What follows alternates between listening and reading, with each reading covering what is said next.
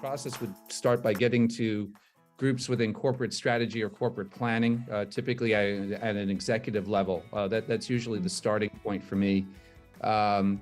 And then for the most part, again, I'm working with guys that are in the deep tech area. So you have to have people who are on the science side, but then also it is critical to bring in people that are on the business side as well. To my activity, as I said, is mostly in startups and scale-ups, which means that typically the entire founder team is part of this discussion, right?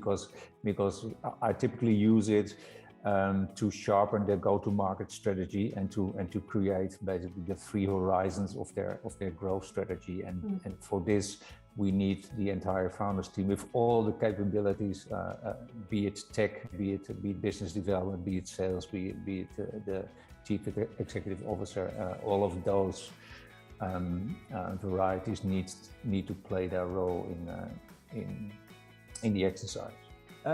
Not only the founders, typically we mix in some experts as well. Right. Sometimes from the technology side, either academic or from the industry.